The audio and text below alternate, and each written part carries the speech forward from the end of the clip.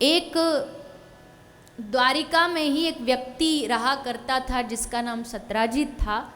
उसके पास एक मणि थी, मणि का नाम था समंतक मणि। समंतक मणि क्या होती है? इस मणि की कुछ विधि विधान से पूजा की जाती है, और अगर कोई विधि से इसकी पूजा कर लेता है तो ये मणि एक दिन में लगभग 8 भार स्वर्ण देती है, सोना देती है। 8 भार को अगर घटा गुना करके देखोगे तो 2 क्विंटल सोना एक दिन में। तो सत्राजित के पास ये मणि थी। तो सब लोगों ने सत्राजित को कहा, द्वारिका वालों ने, कि भैया तू तो इस राज्य का एक साधारण व्यक्ति है, तू मणि रख के क्या करेगा? एक काम कर, इस मणि को राजा के राजकोष में जमा करा दे, द्वारिकाधीश कृष्ण को दे दे। तो राजा के जब खजाने में रोज इतना धन आएगा, तो कहते हैं जितना राज्य का खजाना में जितना स्वर्ण होता उतना राज्य मजबूत होता है, धन धान्य की कमी नहीं होती। सत्राजित बोला, हमारी मणि हम क्यों दें, हमको ये मणि किसी को नहीं देनी। और मणि लेके आ गया घर। तो वहीं सत्राजित का एक और भाई था छोटा, जिसका नाम था प्रसेन। दोनों भाई बैठ के बातें कर रहे थे। तो प्रसेन बोला, देखो भैया, कृष्ण की अब आपकी मणि पर नजर पड़ गई है, और है आपको पता कृष्ण है तो बड़ा भारी चोर बचपन से, तो कब मणि चुरा ले पता नहीं लगेगा। तो एक काम करो, ये मणि हमें दे दो, हमारे पास सुरक्षित रहेगी, उसको शक भी नहीं होगा कि मणि प्रसेन के पास है, हम रख लेंगे। सत्राजित बोला, हाँ ये तो बढ़िया आइडिया, ले तू पकड़। मणि को उसने भाई को दे दिया, और प्रसेन उस मणि को गले में पहन के, गले में धारण करके शिकार पर चला गया। जब गया तो मार्ग में एक बाघ ने इसको मार के मणि छीन ली। बाघ को एक भालू ने मार दिया, और वो उस मणि को लेके अपनी गुफा में चला गया। अब ना प्रसेन लौटा, न मणि मिली। अब सत्राजित को क्या लगा कि कृष्ण ने भाई को मार के मणि ले ली, और पूरे द्वारिका में यही अफवाह फैला दी। लोगों ने भगवान कृष्ण तक को नहीं छोड़ा। गलत फहमियाँ भगवान श्री कृष्ण तक, भगवान तक को नहीं छोड़ती, आम इंसान को तो छोड़ो, आम इंसान पर तो हम कभी भी कलंक लगा देते, और भगवान तक को नहीं छोड़ा गया। भगवान ने सोचा, देखो काम तो हमने ऐसा कुछ किया नहीं, पर ये सब हमारी प्रजा है, प्रजा को कोई संशय है तो उसको दूर करना राजा का कर्तव्य है। भगवान ने कुछ द्वारिका के बड़े बुजुर्ग लोगों को इकट्ठा किया और कहा, चलो मणि ढूंढते। श्री ठाकुर जी मणि ढूंढते ढूंढते उसी गुफा में आए जहाँ वो भालू रहता था। भगवान ने द्वारका वालों को कहा, भीतर थोड़ा कुछ संकट हो सकता, तुम सब बाहर रुको, मैं भीतर जाता हूँ। और द्वारिकाधीश भीतर चले गए, और जैसे ठाकुर जी भीतर गए, इतनी विशाल गुफा, घुसते गए, और अंत में जब पहुँचे तो वहाँ देखा उस मणि से एक छोटी सी कन्या खेल रही थी। वो कन्या उसी जो भालू जिनका नाम जामवंजी था, उनकी पुत्री थी जामवती। वो उस मणि से खेल रही थी। भगवान ने कहा, ये मणि हमारी है। कन्या बोली, ये तो हमारे पिताजी की है, पिताजी ने हमको ला के दी है। तो इतने में ही जामवंत महाराज आ गए, और उन्होंने देखा कि हमारी गुफा में एक मनुष्य घुस आया है। युद्ध चालू हो गया, और 28 दिन तक ये युद्ध चलता रहा, ठाकुर जी का और जामवंत जी का।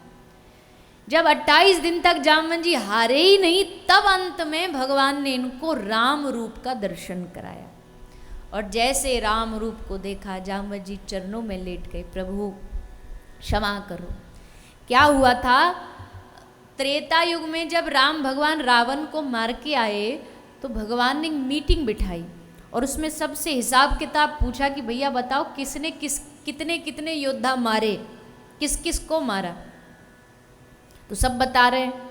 जामवंत जी से पूछा, आप बताइए आपने किस किस को मारा। तो जामवंत जी बोले, हम मारते किसको, उस पूरे रावण की सेना में हमारी बराबरी करने वाला कोई था ही नहीं हमसे। और ये झूठी बात नहीं, सत्य थी। जामवंत जी, इनमें बड़ी शक्ति, बड़ा बल था।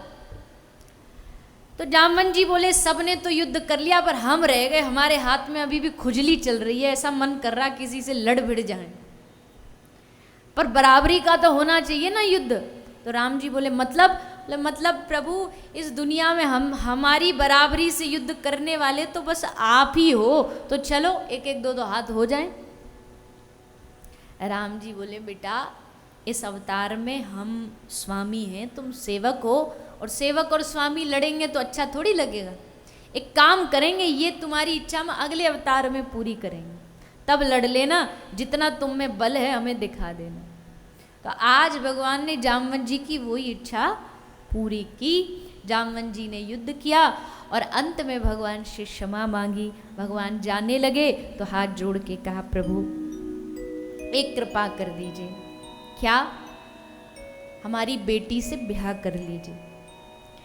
भगवान बोले माफ करना जामवंत जी, ब्याह तो हमारा हो गया, रुक्मणी जी से अभी अभी उनको भगा के लाए ब्याह करके। तो जामवंत जी ने कहा अरे प्रभु कोई ये राम अवतार थोड़ी है कि मर्यादा है एक ही ब्याह करेंगे, ये तो कृष्ण अवतार है, ये तो लीला है, लीला में तो सारा जगत आपका ही, तो आप ही तो जगतपति हो सबके, हमारी कन्या को स्वीकार करो। भगवान ने जामवती जी को सौंदर्य प्रदान किया और जामवती जी के साथ विवाह कर दिया। विवाह में पुत्री को दान में दे दी वो मणि, और वो मणि लेके भगवान ने ला के दे दी सत्राजित को, ले भैया तूने हम पे कलंक लगाया, हम ढूंढ लाए तेरी मणि को। अब सत्राजित बड़ा शर्मिंदा हुआ, भगवान के ऊपर इसने झूठा कलंक लगाया, वो झूठा साबित हो गया। अब क्या करूं भगवान को प्रसन्न करने के लिए, तो इसकी एक पुत्री थी जिनका नाम था सत्यभामा, भगवान से बड़ा प्रेम करती थी। भगवान के साथ सत्राजित ने सत्यभामा का विवाह कर दिया। तो तीसरी रानी हुई कौन? सत्यभामा। पहली रानी कौन हुई है? रुक्मणी जी, ये लक्ष्मी जी का अवतार है। दूसरी जामवती जी, ये पार्वती जी का अवतार है। और तीसरी सत्यभामा, ये भूमि का, पृथ्वी का, धरती का अवतार है। चौथी भगवान की रानी है सूर्य भगवान की पुत्री, यम की बहन यमुना, कालिंदी। इनका एक नाम कालिंदी है।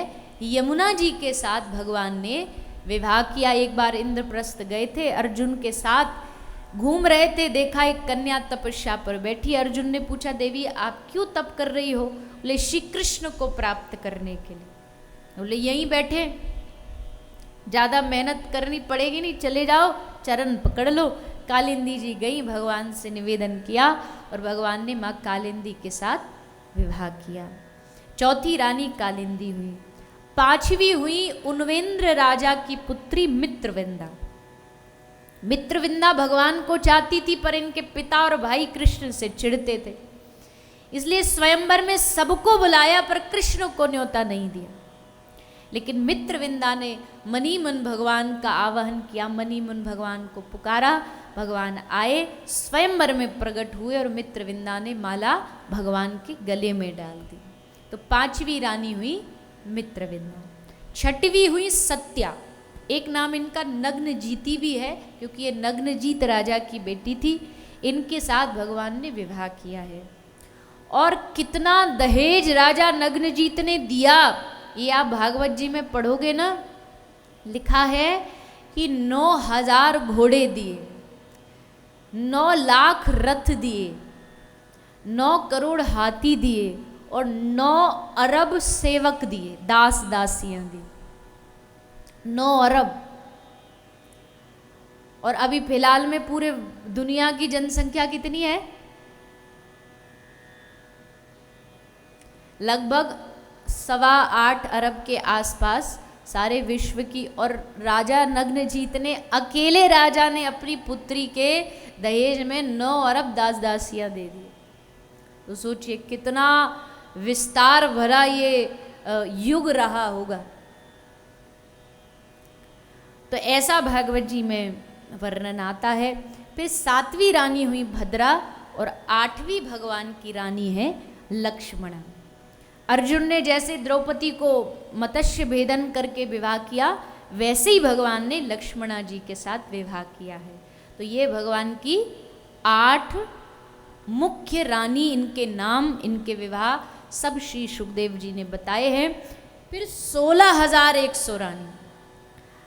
अब इनके नाम तो भैया मुझे भी नहीं पता, इनके नाम तो भागवत जी में भी सुखदेव जी लिखते तो एक भागवत जी तो इनके नाम की हो जाती। ठाकुर जी का खानदान बहुत लंबा चौड़ा है। 16,108 तो पत्नी हुई, और इनके बालक कितने हुए जानते हो? हर रानी को 10-10 पुत्र और 1-1 पुत्री हुई। अब लगा लो हिसाब, घर जाके कैलकुलेटर पे लगाना है। कई करोड़ तो टीचर, अध्यापक थे यदुवंशी बालकों को पढ़ाने के लिए। इतना ठाकुर जी का बड़ा खानदान था। पर जैसे कृष्ण को पूर्ण अवतार कहा है ना, वो इसलिए कहा है कृष्ण अगर ब्रह्मचर्य पर आए तो इनसे बड़ा ब्रह्मचारी नहीं, और ग्रस्त बसाने पर आए तो इनसे बड़ा कोई गृहस्थी नहीं, इनसे बड़ा कोई वैरागी नहीं। इतना बड़ा खानदान, यदुवंश नष्ट हो गया और इनकी आंख से एक बूंद अश्रु नहीं बहा। ये कृष्ण की महानता है। तो 16,100 रानी, इनके साथ कैसे विवाह किया भगवान ने? बोले एक भौमासुर नाम का दैत्य था, उसने इन सब कन्याओं को बंदी बना रखा था। इन सब कन्याओं से विवाह करने की उसकी इच्छा थी, लेकिन इन सब कन्याओं ने कारागार में भगवान का आवाहन किया, भगवान को पुकारा। भगवान आकर के भौमासुर से युद्ध करते हैं, इसे हराते हैं और सब कन्याओं को मुक्त करके उनके साथ विवाह करते हैं। इस प्रकार ये भगवान की 16,108 रानियां हुई।